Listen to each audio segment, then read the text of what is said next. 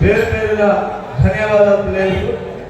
మరి అదేవిధంగా ఈరోజు ఈ 100 మందిలో ఈరోజు మైక్ పట్టుకొని ఈ వేదిక మీద ఒక పాలు మా ములుగు జిల్లా కళాకారులు అందరి పక్షాన ఈ అవకాశాన్ని పొందుకుంటున్నాను అంటే దానికి కారణం, ముఖ్య కారణం నా తండ్రిగా, నాకు ఒక అన్నగా, నాకు ఎన్ని కష్టాలైనా ముందుండి ప్రతి ఒక్క వేదిక మీద పట్టుకొని ఇక్కడ దాకా తీసుకొచ్చిన ఆ చక్రాల రగన్న గారికి మీరు ఎప్పటికీ కూడా మీ భూమి మీద బతుకున్నదో మీరు రుణపడి ఉండాలి.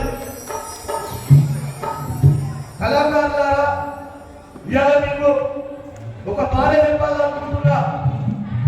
ఆ రోజు ములుగు జిల్లా 2023 ఫిబ్రవరి 7న సమ్మక్క సారలమ్మ సాక్షిగా, రామప్ప దేవుని సాక్షిగా రేవంత్ రెడ్డి పాదయాత్రలో అడుగుల్లో అడుగేసి కదిలిన గగనం ఈరోజు మన వరంగల్ జిల్లా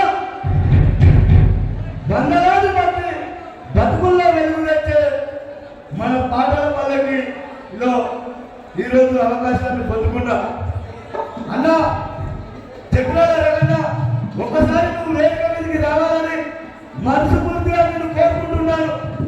ఇవాళ నల్ల పైంట్ వేసుకొని, తెల్ల అంగి వేసుకొని ప్రతి ఒక్క వేదిక మీద ఫోటోలల్లో వీడియోలలో కనబడతానంటే అది వాస్తవానికి నా ములుగు జిల్లా కళాకారులు ఎవరు కూడా కాదు, అది మా చక్రాల రగన్నే. ఆ రోజు గాంధీ భవన్లో ఒక బాధాకరంగా కూర్చున్నప్పుడు ఈ తెలంగాణ రాష్ట్రం 33 జిల్లాలలో ప్రతి బహిరంగ సభలో నన్ను ముందుకు తీసుకుపోయాడు. నేను చెబుతున్నా, రేవంత్ రెడ్డి గారు ముఖ్యమంత్రి అయినాక కూడా మీకెవరికి తెలియని విషయం, అది రగన్నకు మీరే ఫోన్ చేసి చెప్పడం జరిగింది. ఎంపీ ఎలక్షన్ల ముందు అయ్యా మా ఘోషణలు ఇట్లున్నాయి, మా కళాకారులకు జాబులు కావాలి, మరి ఏమంటారు సార్ అని నిన్ను రేవంత్ రెడ్డి గారిని అడగడం జరిగింది.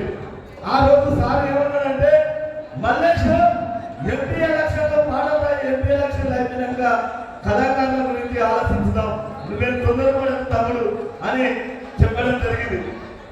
కాబట్టి ఇలా ఆ విషయం అన్నిటికీ ముందుకు కొనసాగినందుకు మా చక్రాల రగన్నకు, మన నేర్నాల కిషోరన్న గారికి అందరికీ కూడా పేరు పేరున ధన్యవాదాలు తెలుపుతూ, మరి ఇక్కడ ఉన్నటువంటి చాలా మంది నిరుద్యోగ కళాకారులు 10 సంవత్సరాలుగా మాకు ఉద్యోగాలు కావాలి అని కొట్లాడుతున్న నిరుద్యోగ కళాకారులకు బతుకుదెరువు తేవాలి అని కోరుకుంటున్నాం. దయచేసి ఇప్పుడు ఒక పాట